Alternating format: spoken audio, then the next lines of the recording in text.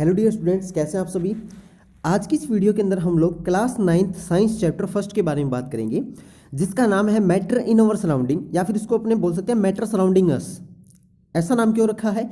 देखो, matter surrounding अस का मतलब क्या है कि जो चीज़ें हमारे आसपास होती हैं, ठीक है। जैसे आप देखते हो कि आपके आसपास क्या है, एयर है, वाटर है, बिल्डिंग्स है, ठीक है, व्हीकल्स हैं, ऑटोमोबाइल्स वगैरह हैं। तो ये जो चीज़ें हैं वो हमारे साइड में जो होती है वो कौन कौन सी स्टेट्स के अंदर होती हैं, कौन कौन सी उसकी प्रॉपर्टीज़ होती हैं, कौन कौन से उसके फिनोमिनाज होते हैं, वो हम आज की इस वीडियो में डिस्कस करेंगे। तो चलिए स्टार्ट करते हैं। सबसे पहला इंट्रोडक्शन। देखो, इंट्रोडक्शन क्या है?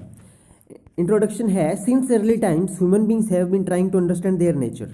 देखो, बहुत इसका मतलब है कि काफ़ी टाइम पहले से जो ह्यूमन बींग है वो अपना नेचर समझने की कोशिश कर रहा है कि नेचर क्या है, ठीक है। नेचर क्या है, यानी कि जिसे आप लोग हिंदी में प्रकृति बोलते हैं, नेचर। तो नेचर किस चीज़ों से बनी हुई है, इस चीज़ को समझने के लिए ह्यूमन बींग ने काफ़ी टाइम पहले से स्टडी की शुरुआत की थी। तो देखो, अर्ली इंडियन फिलोसोफर, पहले जो भारतीय अर्थशास्त्री थे, उन्होंने ये बताया था कि मैटर इनटू 5 बेसिक एलिमेंट्स। उन्होंने ये कहा था कि जो मैटर होता है वो 5 एलिमेंट से मिलकर बना होता है। कौन कौन से? इन्हें बोलते हैं पंचतत्व। क्या बोलते हैं इन्हें? पंचतत्व बोलते हैं। कौन कौन से? एयर हवा, अर्थ धरती, ठीक है, फायर आग, स्काई आसमान, एंड वाटर, ठीक है, यानी जल। उन्होंने ये कहा था कि धरती, अग्नि, आकाश, वायु और जल, इन 5 चीज़ों से मिलके जो हमारे आसपास का जो नेचर है, वो हमारे आसपास का नेचर जो है वो बनता है, ठीक है। और इन्हें ही उन्होंने बोला था पंचतत्व। क्या बोला था उन्होंने? पंचतत्व। ये देखो यहाँ लिखा हुआ है ना, पंचतत्व। इन्होंने बोला था पंचतत्व, ठीक है। तो उनका ये कहना था, उनके हिसाब से, अकॉर्डिंग टू देम, उनका ये कहना था कि जो लिविंग और नॉन लिविंग जो चीज़ें हैं ना, दोनों की दोनों, लिविंग यानी कि जो सांस ले सकती है, जो रिप्रोडक्शन कर सकती हैं, जो रेस्पिरेशन कर सकती हैं, जो न्यूट्रिशन कर सकती हैं, वो चीज़ें, ठीक है। इसके अलावा non living things. Non living things का मतलब क्या है कि जो ये सब फिनोमिना नहीं कर पाती हैं, वो दोनों की दोनों इन्हीं मैटर से मिलकर बनी हुई होती है। किस किस से? Air, earth, fire, sky and water, ठीक है। इन्हें बोला गया पंचतत्व। तो इसी को आगे स्टडी किया गया और इस चैप्टर के अंदर अपने इसी के बारे में पढ़ेंगे, ठीक है। इन दिनों साइंटिस्ट ने क्या किया है, इन्होंने 2 टाइप में इसको क्लासिफाई कर लिया है मैटर को। पहला फिजिकल प्रॉपर्टी और दूसरा केमिकल नेचर। देखो, सिंपल सी बात मैं आपको बताता हूँ। फिजिकल प्रॉपर्टी वो होती है जो आपको सामने से दिखाई दे जाए, ठीक है। फॉर एग्जाम्पल, आपने एक गाड़ी देखी, उस गाड़ी का कलर मान लो वाइट है, ठीक है। उसके जो उसके साइड में जो विंडोज़ हैं, उसका जो शीशा है, ग्लास है, वो ब्लैक है। आप उसको सामने से देख के पता लगा सकते हैं कि वो गाड़ी कौन से कलर की है और उसके विंड स्क्रीन कैसी है, ठीक है। लेकिन उस गाड़ी के अंदर क्या है, उस गाड़ी के इंजन के अंदर क्या है, उसके अंदर फ्यूल कितना है, पेट्रोल या डीजल कितना है, वो आप कब देख पाओगे? जब आप उसके ऊपर रिएक्शन करोगे कोई ना कोई, है ना। तो जो सामने से दिखाई दे रही है, जैसे गाड़ी का कलर, वो होगी उसकी फिजिकल प्रॉपर्टी। और केमिकल नेचर यानी कि केमिकल प्रॉपर्टी एक ही बात होती है, ठीक है। केमिकल नेचर बोलो या केमिकल प्रॉपर्टी बोलो, वो क्या होती है? वो होती है कि जो आपको सामने से दिखाई ना दे, आपको उसके लिए टेस्ट करना पड़े। टेस्ट वो लेबोरेटरीज के अंदर भी हो सकता है, टेस्ट वो इधर और किसी मेथड से भी हो सकता है, ठीक है। तो क्या है कि 2 तरह से क्लासीफाई किया गया है मैटर को, पहला फिजिकल प्रॉपर्टी, दूसरा केमिकल नेचर या केमिकल प्रॉपर्टी, ठीक है। ये था बिल्कुल सिंपल सा डेफिनेशन और इंट्रोडक्शन। अब अपने स्टार्ट करते हैं चैप्टर बिल्कुल इजी ट्रिक के साथ। बस आप वीडियो को अच्छे से देखते रहिएगा और चैप्टर आपको अच्छी तरह समझ में आ जाएगा, ठीक है। देखो, सबसे पहले बात आती है फिजिकल नेचर ऑफ मैटर क्या होता है। देखो, फिजिकल नेचर क्या है, जो सामने से हमें दिखाई दे जी। अब देखो, matter is made up of particle. कोई भी मैटर है वो पार्टिकल्स के बिना नहीं बनता है। कोई भी मैटर है ना, वो पार्टिकल से ही बनता है, ठीक है। All matter constitute of very small particles, the small particles are called atoms, ठीक है, एटम्स। सिंपल सा एग्जांपल देता हूँ आपको। आपका जो घर है, ठीक है, आप जिस हाउस में आप रह रहे हैं, वो हाउस कैसे बना हुआ है? छोटी छोटी ईंटें जोड़ के, है ना, ब्रिक्स लगा के तो बना हुआ है, या फिर सीधा आपने वो घर डिज़ाइन कर दिया? नहीं हुआ ना। उसके अंदर सीमेंट भी लगी है, बजरी भी लगी है, ठीक है, ग्रिट भी लगी है, उसके अंदर जो आयरन मटेरियल है वो भी लगे हैं, टिम्बर भी लगा है, ठीक है। उसके अलावा आपके जो ब्रिक्स हैं वो भी लगे हैं, ईंटें जिसे बोलते हैं। तो अब एक बात देखो, आप यूँ मान लो आपका जो घर है ना, वो आपका क्या है? मैटर है। घर है आपका क्या है? मैटर है, ठीक है। और जो आपकी जो ईंटें हैं वो क्या है? आपकी एटम्स हैं। जो आपकी जो ब्रिक्स है, ठीक है, ब्रिक्स समझते हो ना, ईंटें जो होती है, स्टोन, ठीक है, जो ईंट होती है। अब एक बात देखो, उस घर के अंदर काफ़ी सारी छोटी छोटी ईंटें लगी हुई है ना। तो वो ईंटें क्या होगी? ब्रिक्स क्या होगी? एटम्स होगी। और हमारा जो घर है वो मैटर हो गया। तो इस तरह से आप समझ सकते हो कि कोई भी मैटर है वो पार्टिकल से बनता है, और छोटे छोटे पार्टिकल्स को क्या बोलते हैं? एटम्स बोलते हैं, ठीक है। तो एक बात याद रखना कि एटम मिलके ही मैटर को बनाएंगे, ठीक है, एटम के बिना मैटर नहीं बन पाता है। इतनी बात आपको समझ में आई? नहीं आई हो तो कोई दिक्कत नहीं है, आप कमेंट बॉक्स में कमेंट कर देना, मैं डेली की डेली चेक करता हूँ कमेंट, आपकी जो भी क्वेरीज होगी मैं जल्दी ही सोल्व कर दूंगा, ठीक है। फिर है these particle of matter are too small so that, अब देखो ये जो कोई मैटर है उसके जो पार्टिकल है ना छोटे छोटे, जिससे वो मिलके बना हुआ मैटर है ना, वो बिल्कुल छोटे छोटे होते हैं, बिल्कुल इतने मतलब कि आप यूँ कर सकते हो कि नामुमकिन के बराबर होते हैं वो, ठीक है, बिल्कुल छोटे छोटे टीनी पार्टिकल्स होते हैं। उन्हें हम लोग नेक्ड आइज यानी कि हम सीधी आंखों से नहीं देख सकते हैं, और सिंपल माइक्रोस्कोप से भी हम लोग नहीं देख सकते हैं। उसके लिए बड़ा कंपाउंड माइक्रोस्कोप होना चाहिए, तब हम उसके मैटर की स्ट्रक्चर को समझ सकते हैं, और तब हम उसके जो स्मॉल पार्टिकल्स है उसको हम लोग देख पाते हैं, ठीक है। तो ये बात आपको याद रखनी है। क्या सबसे पहला पॉइंट क्या था कि एटम्स क्या हैं, एटम्स क्या हैं, जिस छोटे छोटे पार्टिकल से मिलके मैटर बना हुआ है उन्हें हम लोग एटम बोलते हैं। और ये जो एटम होते हैं वो इतने स्मॉल होते हैं, इतने मतलब टीनी ऑब्जेक्ट होते हैं कि उन्हें हम नेक्ड आई या फिर सिंपल माइक्रोस्कोप से नहीं देख सकते हैं। ये है उसकी फिजिकल प्रॉपर्टी।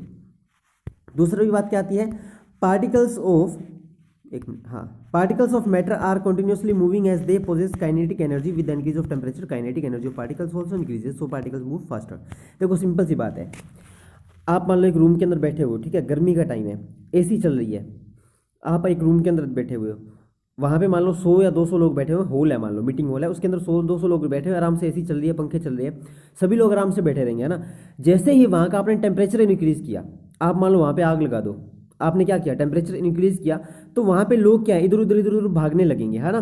तो इस तरह से आप देख सकते हो, इसी एग्जांपल से आप इसको समझ सकते हो। इस पॉइंट को क्या कहता है कि जो पार्टिकल है वो काइनेटिक एनर्जी से मूव करते हैं, और जैसे अपने टेम्परेचर को बढ़ाएंगे तो जो पार्टिकल्स की जो मूवमेंट है ना वो फास्टर हो जाती है, वो और ज़्यादा मूव करने लगेंगे पार्टिकल्स, ठीक है, वो और ज़्यादा मूव करेंगे। तो इसका मतलब क्या है, इसका मतलब ये हुआ कि जब हम टेम्परेचर की काइनेटिक एनर्जी को चेंज करते हैं तो पार्टिकल्स की जो मूविंग है, मूवमेंट है, वो भी चेंज होती है, ठीक है।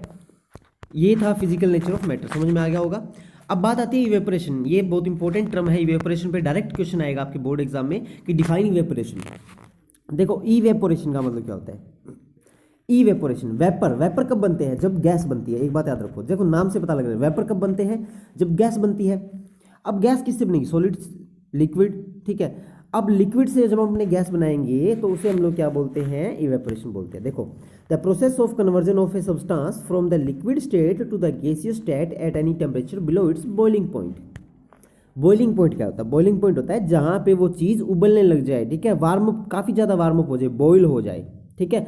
तो उस बॉइलिंग पॉइंट से नीचे अपने किसी भी टेम्परेचर पे अगर यदि लिक्विड को गैसीय स्टेट में कन्वर्ट कर रहे हैं तो उसे हम लोग क्या बोलते हैं, इवेपोरेशन, या फिर इसका दूसरा नाम क्या है, वेपोराइजेशन।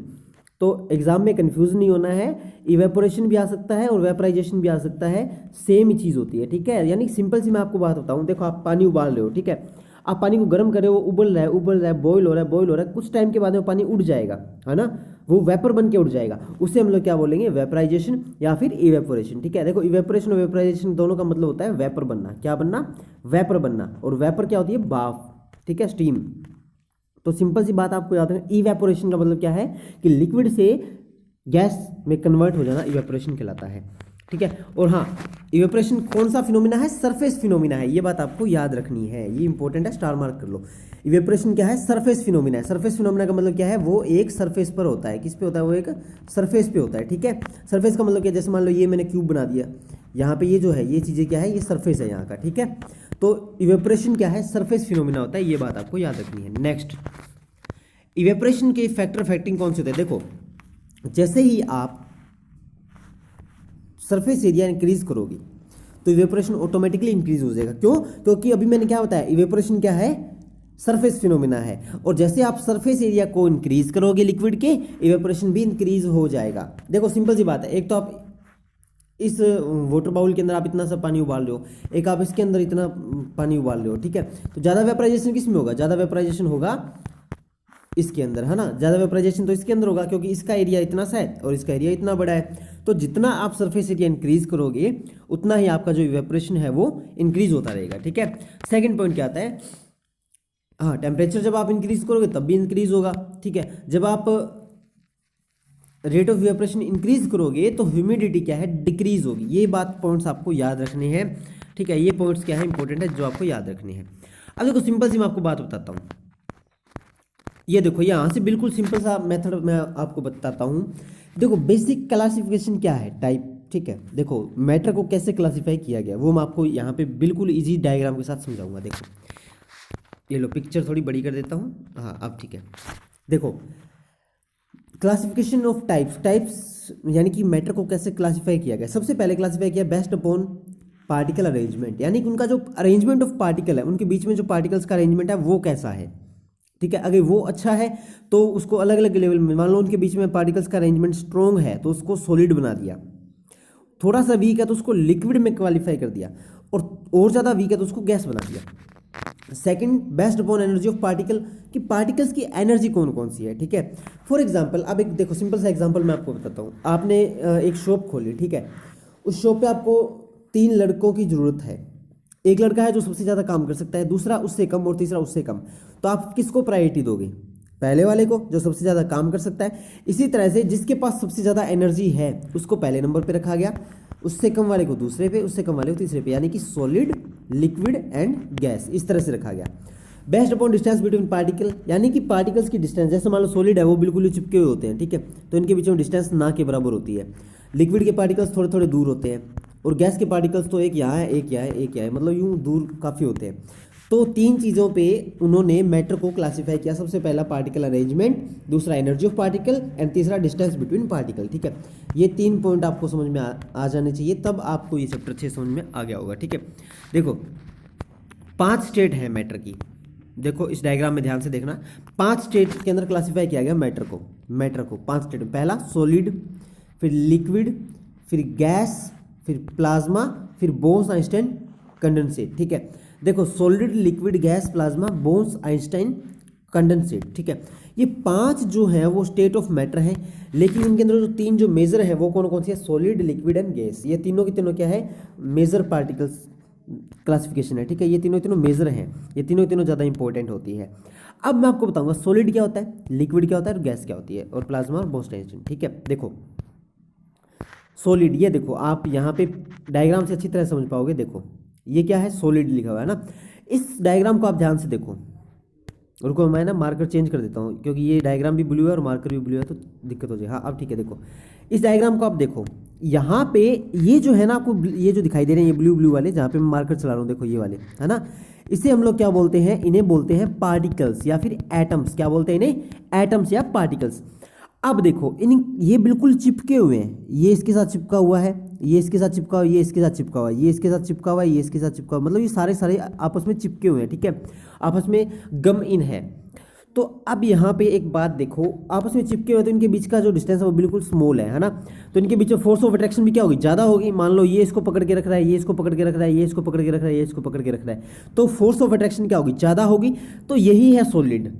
आप इस डायग्राम को देखो, आपको सॉलिड सारा समझ में आ जाएगा। देखो जहाँ पे पार्टिकल्स बिल्कुल पास पास हों, उनके बीच में डिस्टेंस बिल्कुल कम हो, फोर्स ऑफ अट्रैक्शन बहुत ज़्यादा हो, इस फिनोमेना क्या बोलते हैं? सॉलिड बोलते हैं, ठीक है। आई बात समझ में? देखो सॉलिड का जो स्ट्रक्चर है वो आपने देख लिया, ये रहा, ठीक है, ये रहा स्ट्रक्चर सॉलिड का। अब देखो सॉलिड की जो प्रॉपर्टी है वो क्या है? Fixed shape. सॉलिड की एक फिक्स शेप होती है। कैसे? आप देखते हो, फॉर एग्जांपल आप एक बॉक्स लेके आए, ठीक है, आप बॉक्स लेके आए, वो बॉक्स प्लास्टिक का था, वो जैसा पहले था ना वैसा ही बाद में है। ऐसा तो नहीं है कि जब लेके आए थे तब वो रेक्टेंगल था और अब वो सर्कल बन गया है, ऐसा तो नहीं होता ना। तो वो क्या है? वो एक सॉलिड है, उसकी एक फिक्स शेप है। दूसरा एग्जांपल दूं, जैसे आइस होती है, आइस, ठीक है, आइस को जब आपने मग में डाल रखा है उसकी मग जैसी शेप है, तो वो फिक्स है, ठीक है। जब तक वो बॉईल नहीं होगी, पिघलेगी नहीं, मेल्ट नहीं होगी, तब तक उसकी जो शेप है वो क्या है? फिक्स रहेगी, ठीक है। और उसका जो वॉल्यूम क्या होता है?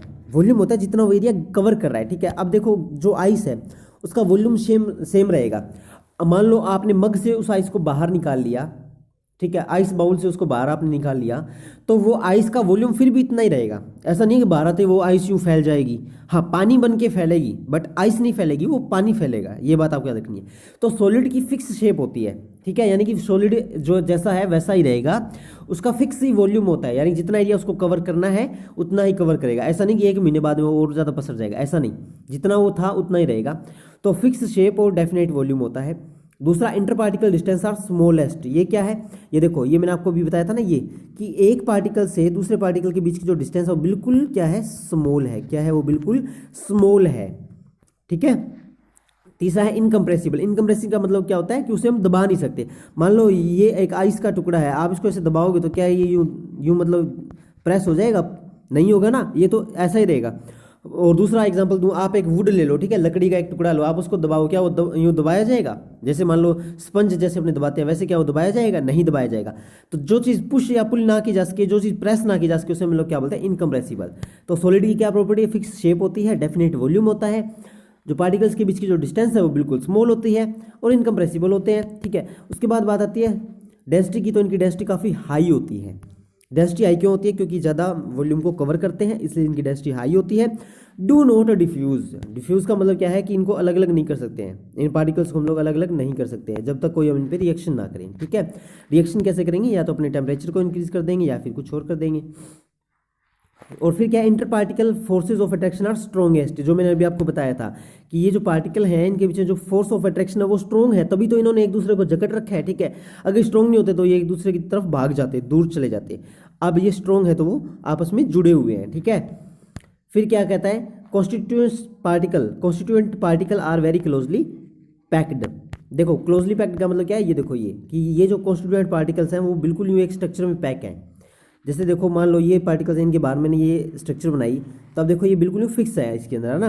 अब आप इसको चाहे यूं दबा दो तो भी ये दबाएंगे नहीं, तो इसका मतलब क्या है, इनकम्प्रेसिबल हुआ। ठीक है। तो देखो सिंपल सी बात, आपको क्या याद रखना है, सॉलिड वो होता है जिसकी फिक्स शेप होती है, फिक्स वॉल्यूम होता है, पार्टिकल्स के बीच की डिस्टेंस बहुत स्मॉल होती है, पार्टिकल्स के बीच का फोर्स ऑफ अट्रैक्शन बहुत ज़्यादा होता है। ठीक है। और उनकी जो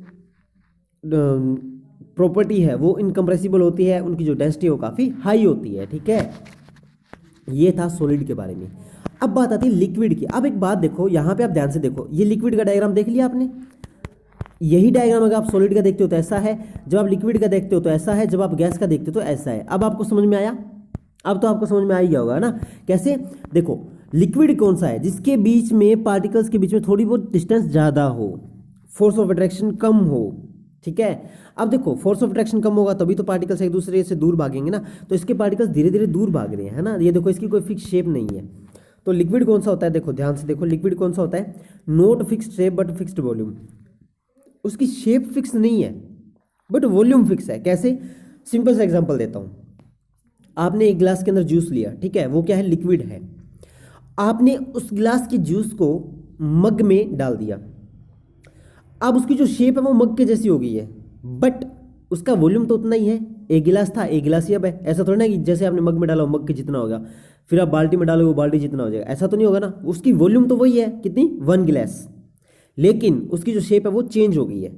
ठीक है ना। आपने इसको कटोरी में डाला, वो कटोरी जैसा हो गया। आपने उसको गिलास में डाला, वो गिलास जैसा हो गया। आपने उसको बाउल में डाला, वो बाउल जैसा हो गया। ठीक है। तो इसका मतलब क्या हुआ कि उसकी फिक्स शेप नहीं है बट फिक्स वॉल्यूम है।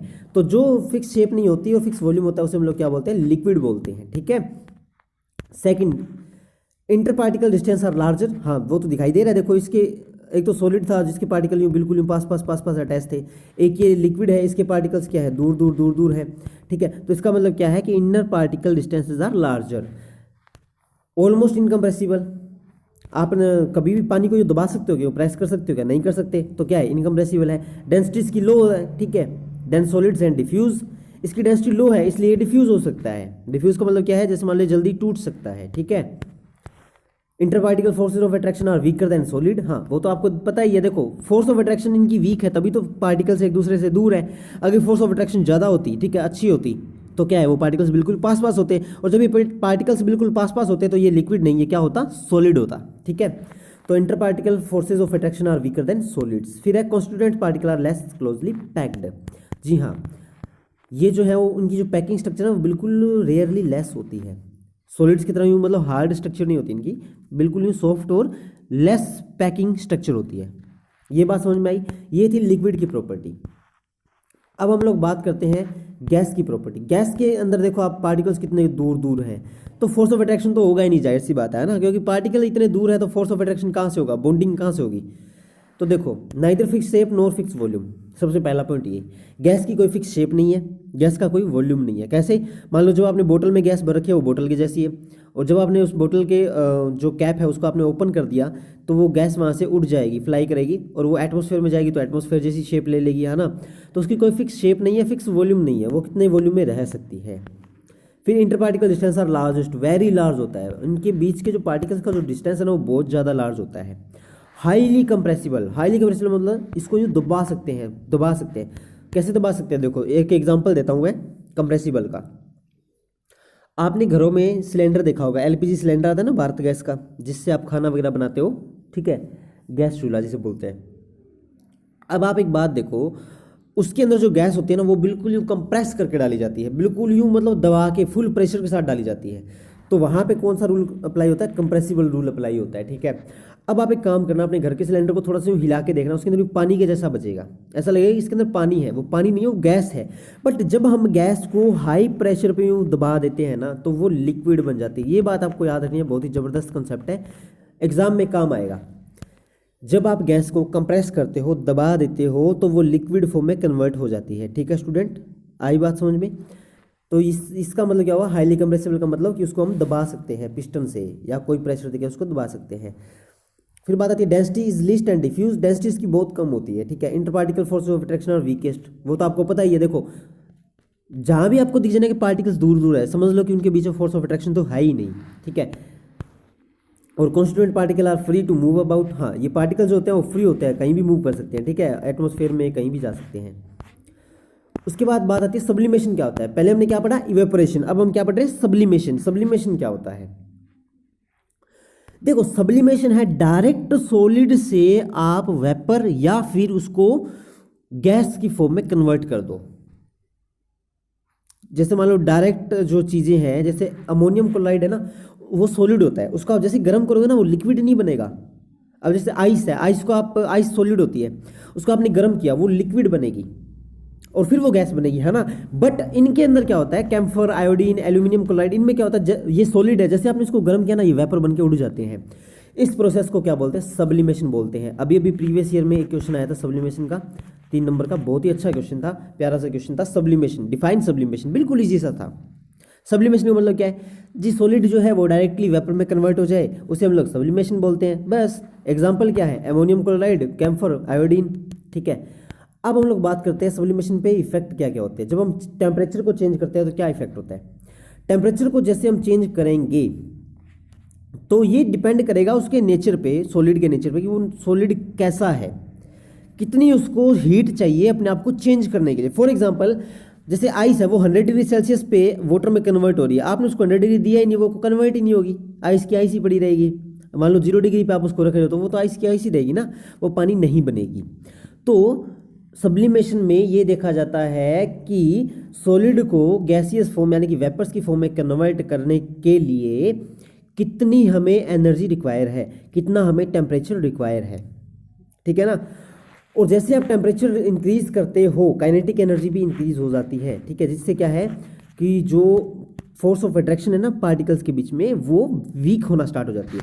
और जैसे ही वो वीक होनी स्टार्ट होगी ना तो पार्टिकल्स एक दूसरे से दूर भागेंगे, दूर भागते ही वो अलग से स्टेट में आ जाएंगे। कैसे, देखो पार्टिकल्स बिल्कुल पास पास थे तो वो क्या था, सॉलिड था। अब जैसे आपने उसको टेम्परेचर दिया, पार्टिकल्स भाग गए, काइनेटिक एनर्जी आई, पार्टिकल्स भाग गए, तो भागने से पार्टिकल्स हो गए दूर दूर, और वो क्या बन गई, गैस बन गई। क्या बन गई, वो गैस बन गई, क्योंकि सॉलिड के अंदर पार्टिकल पास पास होते हैं और गैस के अंदर पार्टिकल्स दूर दूर होते हैं, तो अब पार्टिकल्स दूर दूर हो गए मतलब वो गैस बन गई, ठीक है ना। ये कैसा एग्जांपल है जो मैंने आपको अभी बताया था कि मान लो आप एक हॉल में बैठे हो, वहाँ पे मैं आग लगा दूँ या फिर आप आग लगा दो, ठीक है, लगानी नहीं है बट एग्जांपल है।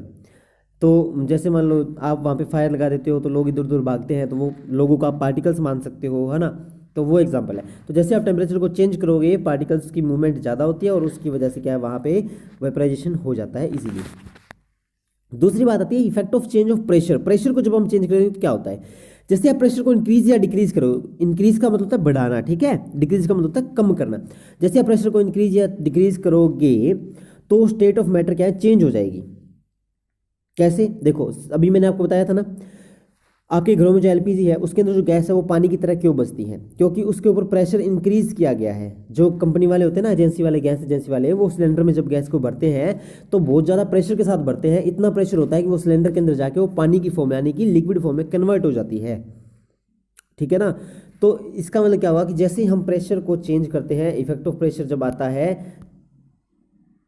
हाँ, इफेक्ट ऑफ प्रेशर जब आता है, जैसे हम प्रेशर को चेंज करते हैं तो वहां पे क्या होता है, उसका जो नेचर है, उसका जो स्टेट है वो चेंज हो जाती है। ठीक है, सिंपल सा फिनोमेना, यही बात आपको याद रखनी है। और इसी की वजह से क्या होता है, चेंज ऑफ प्रेशर की वजह से ही जो सॉलिड कार्बन डाइऑक्साइड है वो ड्राई आइस की तरह बन जाती है। जैसे आप देखो, जो ये जम्मू कश्मीर, शिमला, लद्दाख जो है, वहाँ पे जो आइस गिरती है ना, वो ये पानी वाली आइस नहीं होती है, वो ड्राई आइस होती है, सूखी बर्फ होती है वो। ठीक है, जैसे अपने फोग होता है सूखा, वैसा होता है। ठीक है, तो वो क्या है, वो सॉलिड कार्बन डाइऑक्साइड है। और वो चेंज ऑफ प्रेशर जैसे ही वहाँ पे हुआ, मान लो लद्दाख का प्रेशर चेंज हुआ, तो वो सॉलिड कार्बन डाइऑक्साइड क्या करेगा, वो अपने आप को आइस में कन्वर्ट कर लेगा, और उसे हम लोग क्या बोलेंगे, ड्राई आइस। स्नोफॉल आपने देखा होगा ना लद्दाख वगैरह का, तो स्नोफॉल इसी का होता है, कार्बन डाइऑक्साइड का। ठीक है, तो ये था effect of change of pressure. अब बात आती है हीट के बारे में। लेटेंट हीट कौन सी होती है?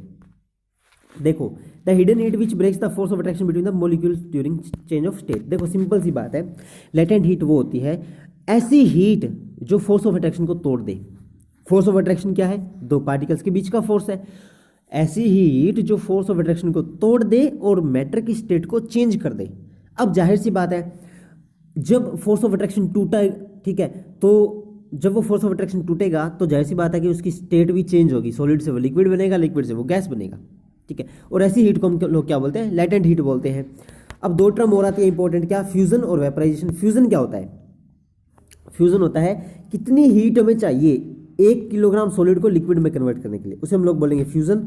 वेपराइजेशन का मतलब क्या होता है? कितनी हीट हमें चाहिए 1 किलोग्राम लिक्विड को गैस पे कन्वर्ट करने के लिए। देखो, फ्यूजन मतलब सॉलिड से लिक्विड, और वेपराइजेशन मतलब लिक्विड से गैस, L2G, लिक्विड से गैस। ठीक है, तो कितनी हीट हमें चाहिए सॉलिड 1 kg सॉलिड को लिक्विड में कन्वर्ट करने के लिए, उस फिनोमेना को बोलेंगे फ्यूजन।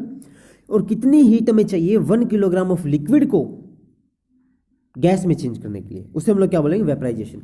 तो फ्यूजन और वेपराइजेशन ये भी आपको याद रखना है। ठीक है, फिर हम इवेपोरेशन एंड बॉइलिंग, ये हमने पढ़ लिया, इवेपोरेशन क्या होता है। ठीक है, देखो, particles of matter are always moving and are never at rest. हमेशा वो मूव करते रहते हैं। जैसे अपने उसको टेम्परेचर देंगे तो वो क्या है, स्टेट को चेंज करेगा और वो लिक्विड से वेपर में कन्वर्ट हो जाएगा। इसे हम लोग क्या बोलेंगे? इवेपोरेशन एंड बॉइलिंग बोलेंगे। ठीक है, तो ये जो आज की वीडियो में हमने डिस्कस किया ना, ये आपका सारा का सारा इंपॉर्टेंट चैप्टर का कॉन्सेप्ट है। ठीक है, पहले चैप्टर का जितना भी इंपॉर्टेंट कॉन्सेप्ट है वो हमने इस वीडियो में डिस्कस कर लिया है। और इसके बाद में जो रेगुलरली आपकी वीडियोस आएंगी उन पे भी आप पढ़ते रहिए। और इस वीडियो को देखने के बाद, इसको स्किप मत करना, वीडियो को पूरा देखो। देखने के बाद जो चीज़ आपको समझ में नहीं आई है उसको आप कमेंट करो, या फिर आप मुझे डायरेक्ट व्हाट्सएप भी कर सकते हो। ठीक है, उस पर आप कमेंट करो, और मैं मेल दे दूंगा डिस्क्रिप्शन के अंदर मेरी, उस मेल पे भी आप कोई भी क्वेरी है वो मुझसे पूछ सकते हैं ऑफिशियली। ठीक है, और इसके अलावा कोई भी प्रॉब्लम आप आती है तो 24/7 आप कभी भी कांटेक्ट कर सकते हैं। ठीक है, 24/7 आपकी हेल्पलाइन अवेलेबल रहेगी। कोई भी इशू आता है, कोई भी प्रॉब्लम आती है, कोई भी क्वेश्चन आपसे नहीं हो रहा है तो आप हमें बता सकते हैं।